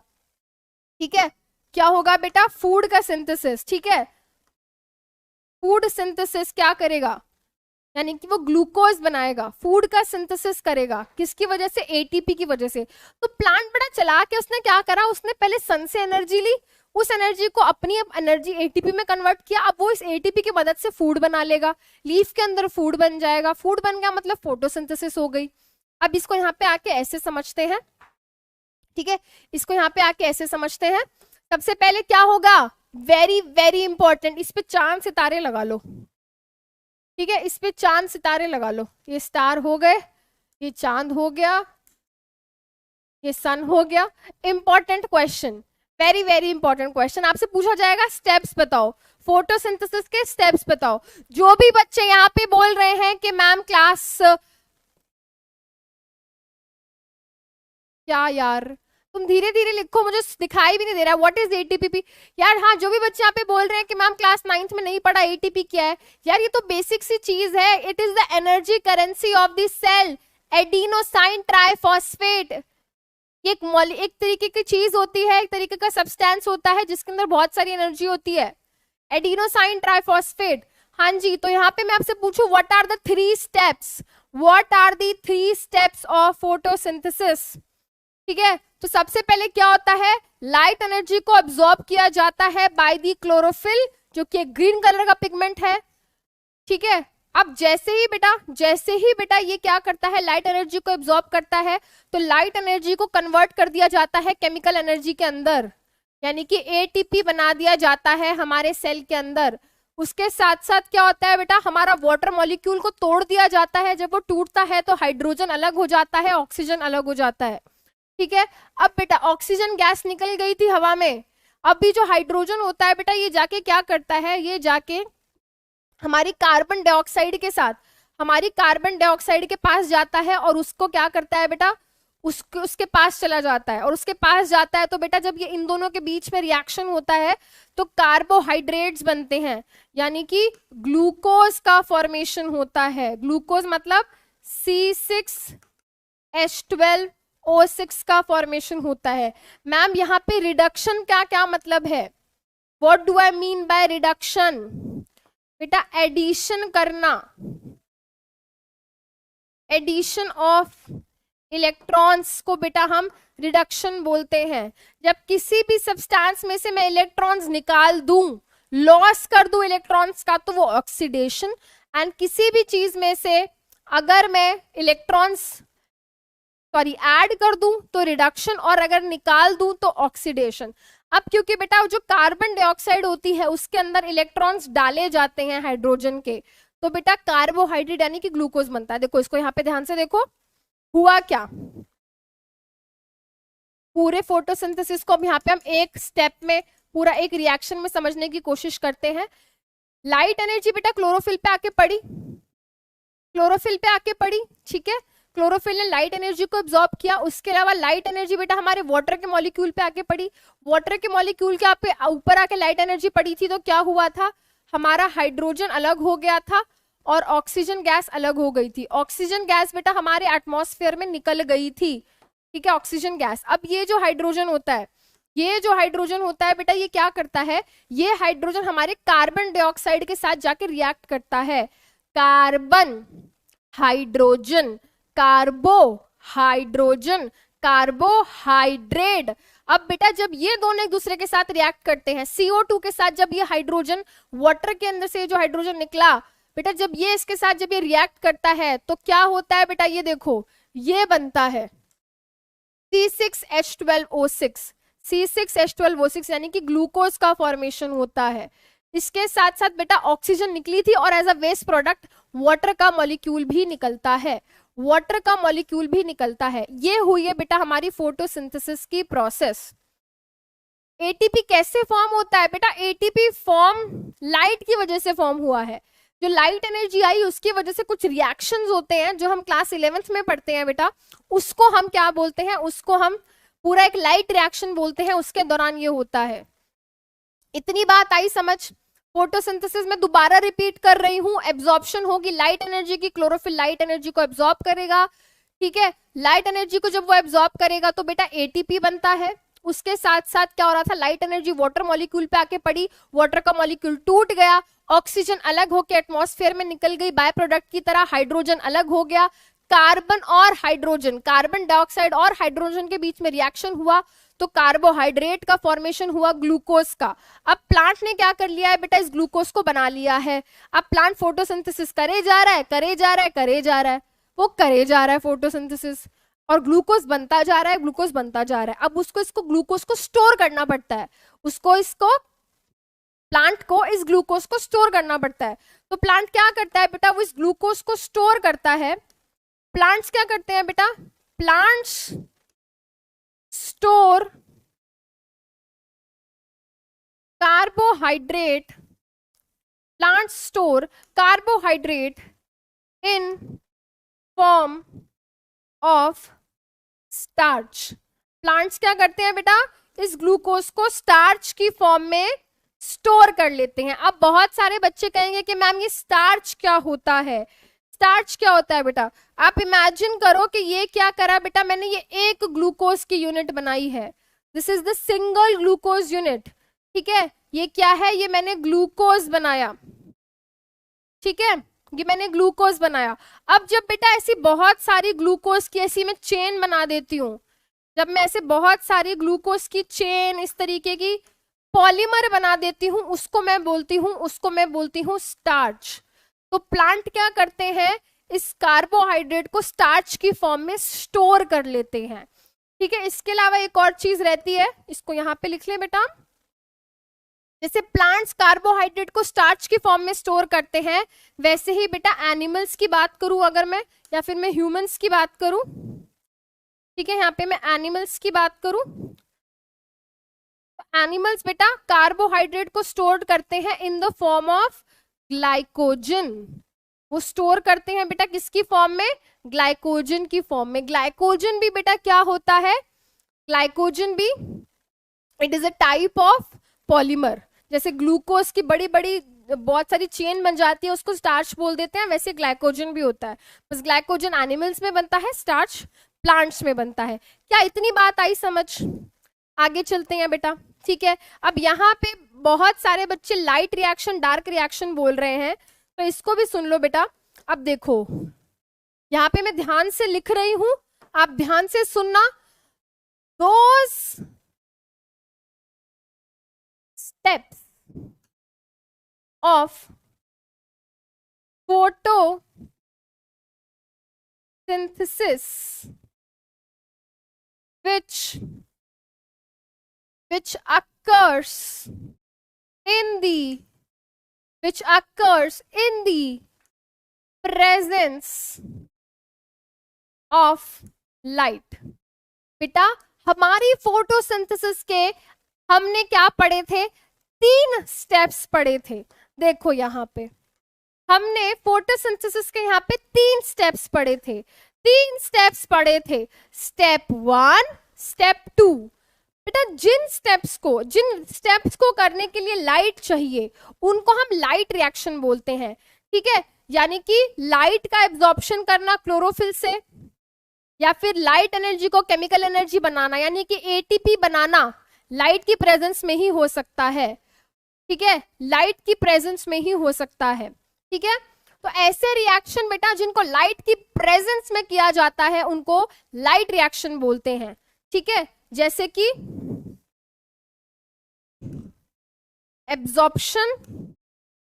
एब्जॉर्प्शन ऑफ लाइट, जैसे कि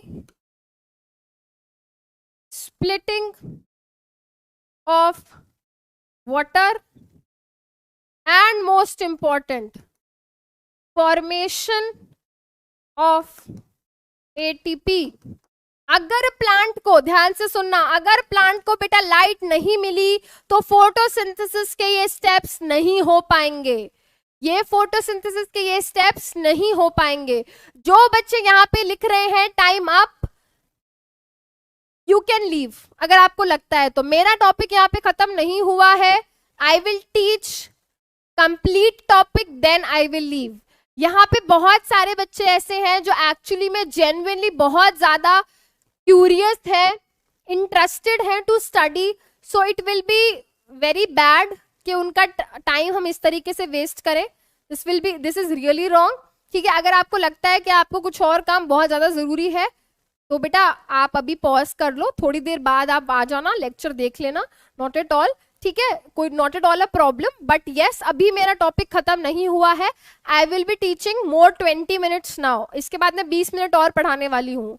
बेटा अभी क्लास 10th में हो गए हो, इतना मेंटली प्रिपेयर्ड रहो कि यार 1-1.5 घंटे की क्लास आराम से ले सके, ठीक है। 1 ही घंटा हुआ है यार, अभी 1 ही घंटा हुआ है, तो 20 मिनट तो एक्स्ट्रा भी हम पढ़ेंगे, ठीक है। तो बेटा please let's not just waste time and focus on the board. तो बेटा ऐसे स्टेप फोटोसिंथेसिस के लिए जो सिर्फ क्या होते हैं बेटा, occurs only in the presence of, ठीक है, only in the presence of light, वो हो गए लाइट रिएक्शन। अब कुछ ऐसे होते हैं occurs in both light and dark, ठीक है, occurs in both light and dark, यानी कि सिंथेसिस ऑफ ग्लूकोज। बेटा ये जो सिंथेसिस हो रहा था ना ग्लूकोज का, यानी कि कार्बोहाइड्रेट का, ये जो सिंथेसिस हो रहा है प्लांट की लीव्स में, ये जो सिंथेसिस हो रहा है लीव्स का, वो क्या है बेटा, that will come under the category of dark reaction. वो डार्क रिएक्शन की कैटेगरी के अंदर आएगा, ठीक है, वो डार्क रिएक्शन की कैटेगरी के अंदर आएगा। मतलब जो सिंथेसिस होता है ना ग्लूकोज का, वो प्लांट लाइट की प्रेजेंस में भी कर सकते हैं और रात के टाइम भी कर सकते हैं जब लाइट नहीं है। वो रात के टाइम पे भी कर सकते हैं जब लाइट नहीं है। कैसे? देखो, जब लाइट आई ना दिन के टाइम पे जब लाइट आई तो प्लांट ने उस लाइट को क्या कर लिया, अब्सॉर्ब करके एनर्जी बना ली, एटीपी बना लिया। अब चाहे लाइट नहीं भी हो तो प्लांट उस एटीपी को यूज करके खाना बनाएगा, ग्लूकोज बनाएगा, और वो डार्क में भी कर सकता है, रात में भी कर सकता है। तो बेटा लाइट रिएक्शन सिर्फ और सिर्फ लाइट की प्रेजेंस में होता है, और डार्क रिएक्शन यानी कि जो ग्लूकोज का फॉर्मेशन है वो दिन में यानी कि लाइट की प्रेजेंस में एंड डार्क में मतलब रात में दोनों टाइम पे हो सकता है। क्या इतनी बात आई समझ? ठीक है, क्या इतनी बात आई समझ? ठीक है, चलो बेटा, अब यहाँ पे कॉन्सेप्ट है फोटोसिंथेसिस इन डेजर्ट प्लांट्स का।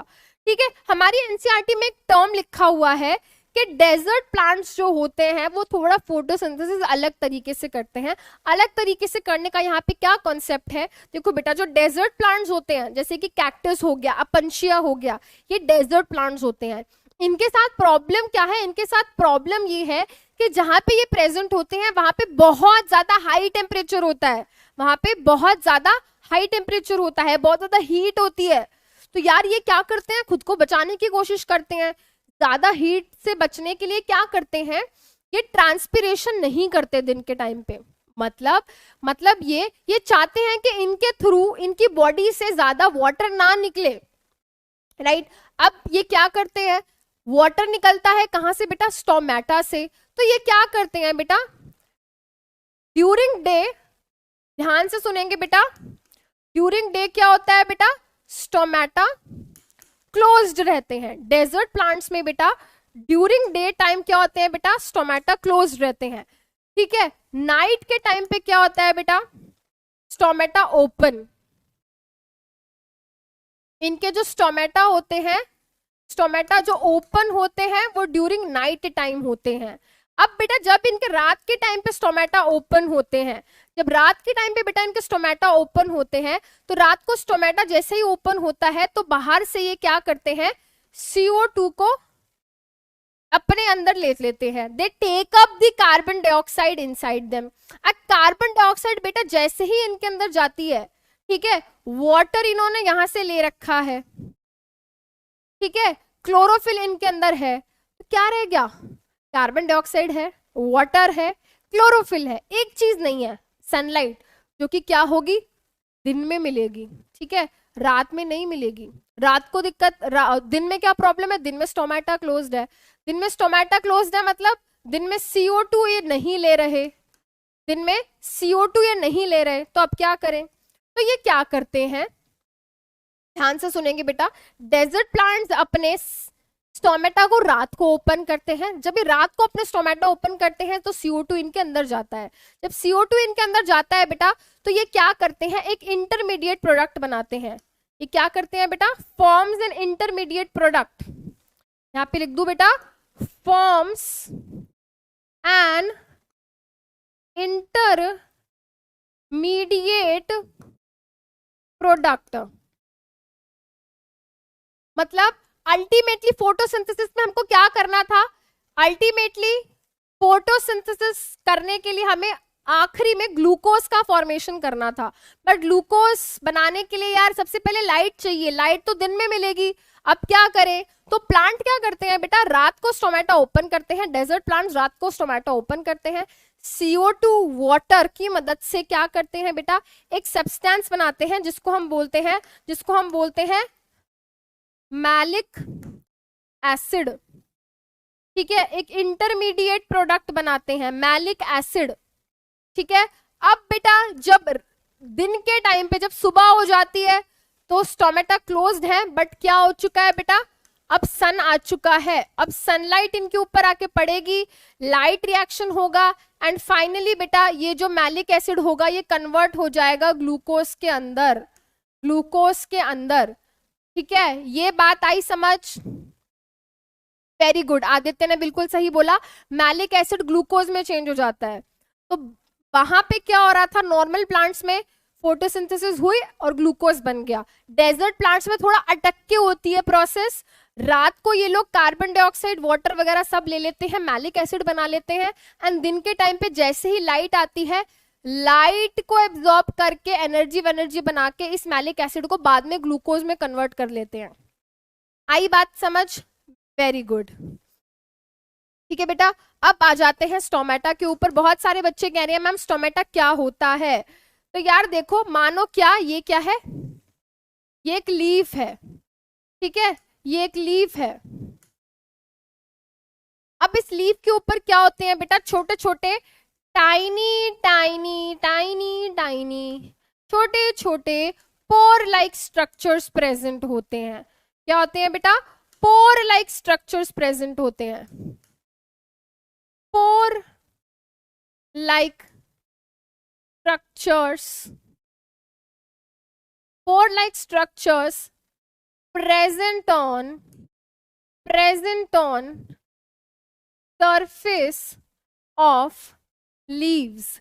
बेटा लीव्स के सरफेस पे जो छोटे छोटे tiny pore like structures present होते हैं, उनको हम क्या बोलते हैं? उनको हम स्टोमेटा बोलते हैं। लीफ के सरफेस पे छोटे छोटे पोर जैसे स्ट्रक्चर्स को हम क्या बोलते हैं? स्टोमेटा बोलते हैं। अब इनका फंक्शन क्या होता है? प्लांट जब फोटोसिंथेसिस कर रहा है, फोटोसिंथेसिस करने के लिए उसको कार्बन डाइऑक्साइड चाहिए। फोटोसिंथेसिस करके उसने क्या किया? फोटोसिंथेसिस करके उसने क्या किया? ऑक्सीजन बाहर निकाली। तो कार्बन डाइऑक्साइड को लेना एंड ऑक्सीजन को बाहर छोड़ना, एक्सचेंज करना गैसेस का, ये हमारा स्टोमेटा कराता है। एक्सचेंज ऑफ गैसेस कराना स्टोमेटा कराता है। सेकंड, इसके अलावा एक्सचेंज ऑफ गैसेस के अलावा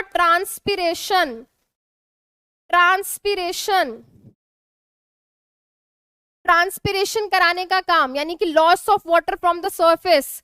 प्लांट के सरफेस में से सुना है ना इस तरीके से वाटर निकलता है, वो कौन कराता है बेटा? स्टोमेटा। ठीक है भाई, प्लांट को फोटोसिंथेसिस के दौरान CO2 चाहिए, स्टोमेटा के थ्रू वो एंटर करता है। प्लांट फोटोसिंथेसिस हुई, ऑक्सीजन बाहर निकली स्टोमेटा के थ्रू। तो बेसिकली देखो बेटा, पूरा कमरा है, अगर तुम्हें कमरे से बाहर जाना है तो तुम गेट से जाओगे, सही बात है। अगर तुम्हें कमरे के अंदर आना है तो तुम गेट से आओगे। तो बेटा एक दरवाजा है जो खुलता है, बंद होता है, तुम अंदर आते हो जाते हो। सेम तरीके से बेटा लीफ के सरफेस पे क्या है? छोटे छोटे पोर्स हैं, और ये पोर्स खुलते रहते हैं, बंद होते रहते हैं, खुलते रहते हैं, बंद होते रहते हैं। ठीक है, एंड एक्सचेंज ऑफ सब्सटेंसेस होता है। अब नेक्स्ट क्वेश्चन ये आ जाता है कि मैम ये ओपन और क्लोज होते कैसे हैं?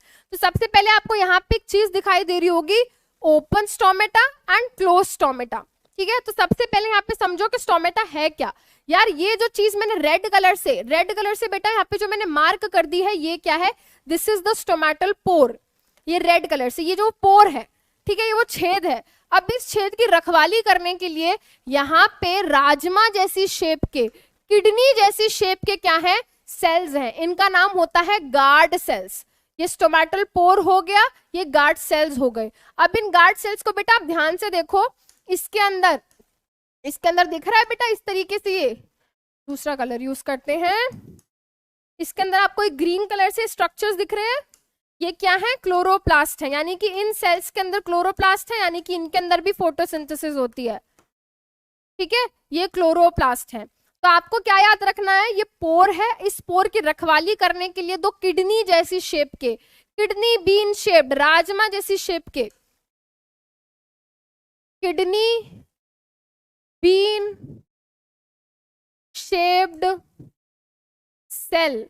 किडनी बीन शेप्ड सेल्स के क्या होते हैं? किडनी बीन शेप के सेल्स होते हैं, जिनको हम क्या बोलते हैं? Guard cells. ठीक है, अब देखो बेटा यहाँ पे open stomata and close stomata. यार जो बच्चे यहाँ पे बोल रहे हैं ना नेक्स्ट क्लास 5:15 बजे है, उससे पहले छोड़ दूंगी, टेंशन मत लो, रो मत। ठीक है, रो मत बिल्कुल भी।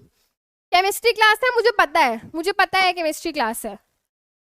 ठीक है, कोई नहीं, जो चीज रह जाएगी उसको नेक्स्ट क्लास में कर लेंगे। नो फिक्र लेना, टेंशन लेनी नहीं है यार, टेंशन हम लेते ही नहीं है।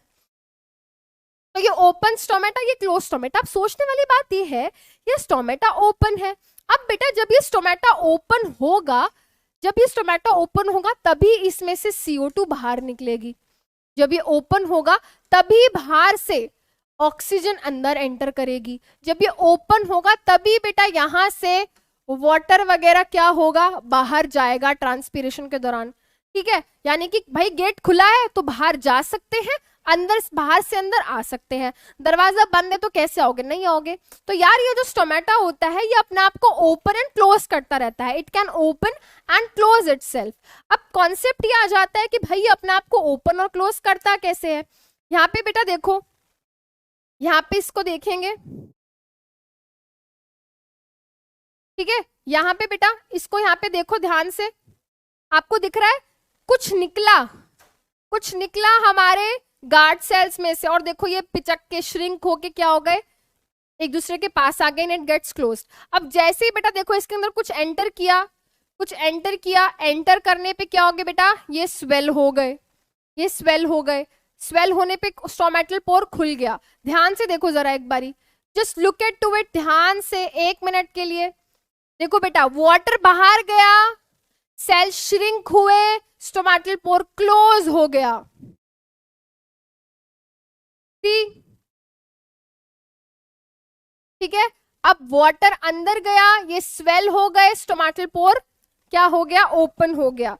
सो this is how we will be understanding this. जो ओपनिंग एंड क्लोजिंग है स्टोमेटा की वो कैसे होती है, तो सबसे पहले हम समझेंगे कि ओपनिंग कैसे होती है। तो बेटा ये हमारे गार्ड सेल्स हैं, ये हमारा स्टोमेटल पोर है, स्टोमेटल पोर को रेड कलर से मार्क कर देते हैं। ठीक है, स्टोमेटल पोर को रेड कलर से मार्क कर देते हैं। तो बेटा होता क्या है,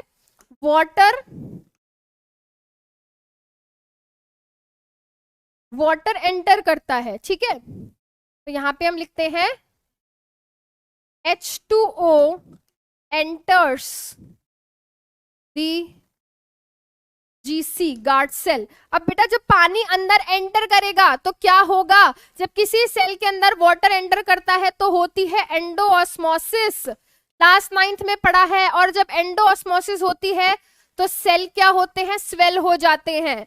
सेल क्या होते हैं, स्वेल हो जाते हैं, यानी कि यहाँ पे सेल पिचके हुए हैं बिल्कुल। अब जैसे इनके अंदर पानी घुसेगा ये स्वेल हो जाएंगे, एंड स्टोमेटा देखो क्या हो गया, ओपन। स्टोमेटा, ये जो पोर है ये देखो खुल गया है। ठीक बात है। अब क्या होता है, अब इस टाइम स्टोमेटा ओपन है, इस टाइम स्टोमेटा देखो क्या है, बिल्कुल खुला हुआ है। क्या होगा, अब जब इस गार्ड सेल्स में से क्या होगा, water moves out, H2O moves out of guard cell. तो भाई किसी भी सेल में से जब पानी बाहर जाता है तो क्या होता है, फटाफट मुझे बताओ क्या होता है, osmosis. Very good Nikhil, very good. Gauri, यार मुझे पता है केमिस्ट्री की क्लास है तुम्हारी, सुन लो जरा इसे। तो बेटा एक्सोऑस्मोसिस होता है। अब किसी भी सेल में से यार पानी बाहर निकलेगा, तुमने गुब्बारा फोड़ा, पानी बाहर निकल गया, गुब्बारा क्या हो जाएगा, श्रिंक, पिचक जाएगा। सही बात है, जैसे तुम्हारा मुंह पिचक गया अभी ये सुन के कि आज मैम एक्स्ट्रा 15 मिनट पढ़ा रही हैं। तो एक्सोऑस्मोसिस होगी बेटा, तो सेल क्या होगा, श्रिंक हो जाएगा। अब सेल जब श्रिंक होगा तो क्या हो गया, देखो हमारा स्टोमेटा क्लोज्ड हो गया, हमारा स्टोमेटा देखो क्या हो गया, क्लोज्ड हो गया। ठीक है, स्टोमेटा क्या हो गया, यहाँ पे क्लोज्ड हो गया। ठीक है, so can we say that we are breathing because of photosynthesis? बिल्कुल हम सांस यार फोटोसिंथेसिस की वजह से ही ले रहे हैं, बिकॉज ब्रीदिंग के लिए हमें क्या चाहिए, हमें ऑक्सीजन चाहिए। और ये ऑक्सीजन हमें कब मिलती है बेटा, जब प्लांट्स फोटोसिंथेसिस करते हैं। एंड प्लांट्स फोटोसिंथेसिस कब कर पाते हैं, जब उन्हें CO2 मिलती है। एंड CO2 उन्हें कब मिलती है, जब उनके स्टोमेटा ओपन होते हैं। तो स्टोमेटा सोचो कितनी इंपॉर्टेंट चीज है, they are very very important. ठीक है, they are very very important. ठीक है, चलो अब यहाँ पे मैं आपको जस्ट एक इंट्रोडक्शन दे रही हूँ बेटा। आई नो मैंने आपको प्रॉमिस किया है कि मैं आपको क्लास से पहले छोड़ दूंगी, तो मैंने बोला है तो यार मैं कर दूंगी, क्यों टेंशन ले रहे हो तुम। मैं जस्ट यहाँ पे एक ब्रीफ दे रही हूँ सो दैट नेक्स्ट क्लास में आप इसको पढ़कर आओ। ठीक है, सो दैट आप इसको पढ़कर आओ। अच्छा चलो, हेटरोट्रॉफिक न्यूट्रिशन यानी कि वो न्यूट्रिशन जिसमें organism depends on other organism. Organism बेटा बस 5 मिनट और. Depends upon other living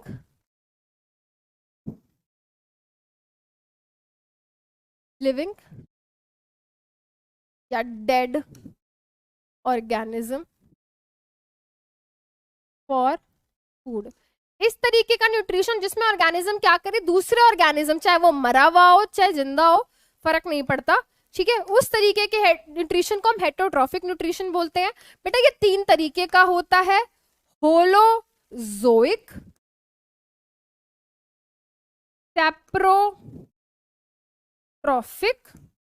saprotrophic and parasitic. बेटा आज इसको डिटेल में डिस्कस नहीं कर रही हूं, बट डेफिनेशन आपके साथ डिस्कस कर रही हूं, सो दैट नेक्स्ट क्लास में आप लोग इसको पढ़कर आओ एंड फिर हम इसको अच्छे से डिस्कस करें.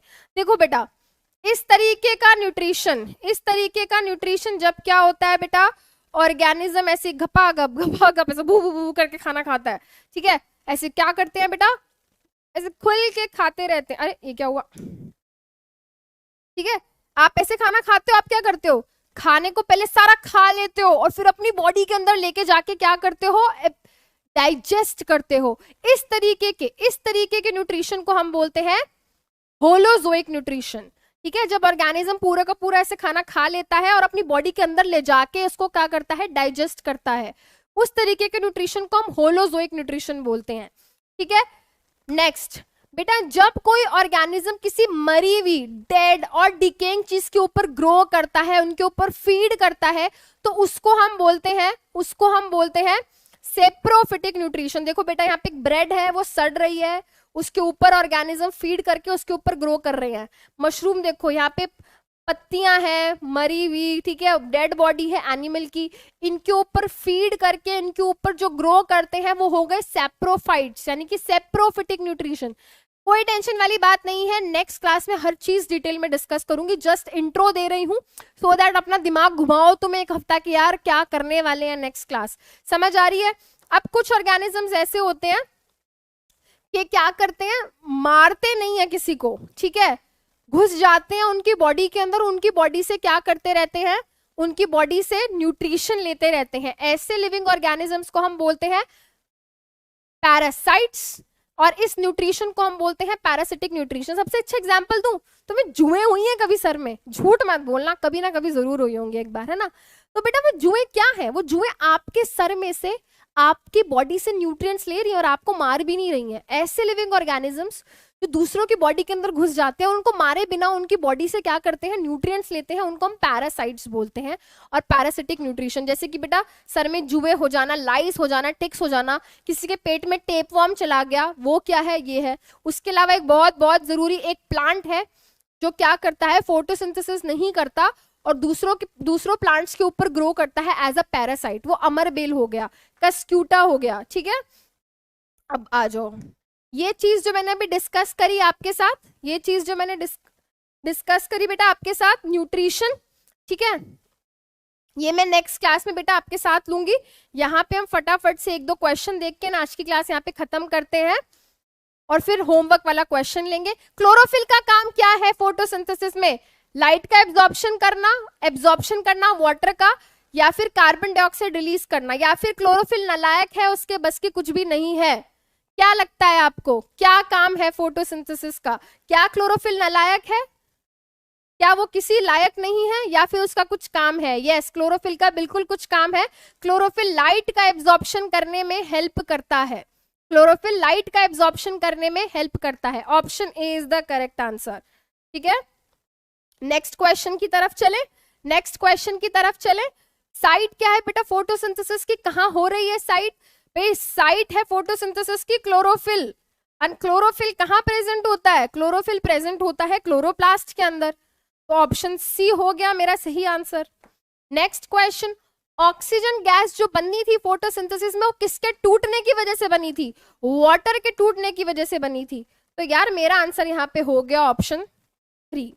ठीक है, नेक्स्ट क्वेश्चन, बोथ से आप, अच्छा ये तो बेटा आज हमने डिस्कस किया ही नहीं, तो ये तो आज हम डिस्कस कर ही नहीं पाएंगे। अब बच्चे बेचारे रो रहे हैं, मैम पिछली क्लास में आपने एक होमवर्क दिया था बेटा, इंसेक्टिवोरस प्लांट्स वो फोटोसिंथेसिस भी करते हैं एंड वो इंसेक्ट्स भी खाते हैं, तो बेटा वो पार्शियली ऑटोट्रॉफिक ऑर्गेनिजम्स होते हैं या फिर partially heterotrophic, both.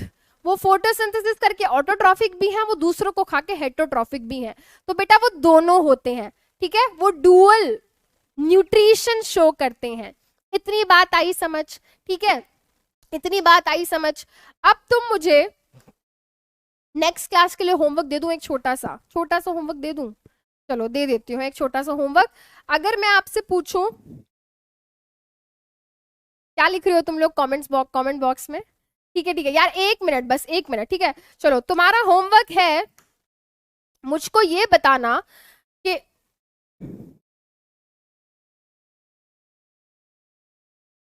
Partially, yes बेटा partially mixotrophic, yes mixotrophic, yes. इसके अलावा तुम मुझे नेक्स्ट क्लास में बताओगे कि युगलीना का न्यूट्रिशन कैसा होता है। युगलीना पता लगाओगे ये किस तरीके का ऑर्गेनिज्म है, ये यूनिसेलुलर है या मल्टीसेलुलर है। फिर तुम मुझे बताओगे ये बैक्टीरिया है, प्रोटिस्टा है, फंजाई है, क्या है, और फिर तुम मुझे उसका न्यूट्रिशन बताओगे।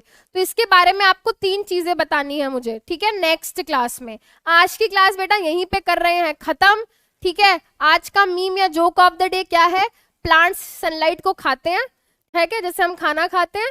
और थॉट ऑफ द डे क्या है, सफलता की ये दौड़ लंबी है जरूर परंतु कठिन नहीं, इसे मेहनत से जीता जा सकता है, ठीक है। तो आज की क्लास तुम थोड़ा, अगली क्लास थोड़ा मेंटली प्रिपेयर होकर आना, ठीक है। चलो तब तक के लिए okay bye bye bye everyone, thank you so much.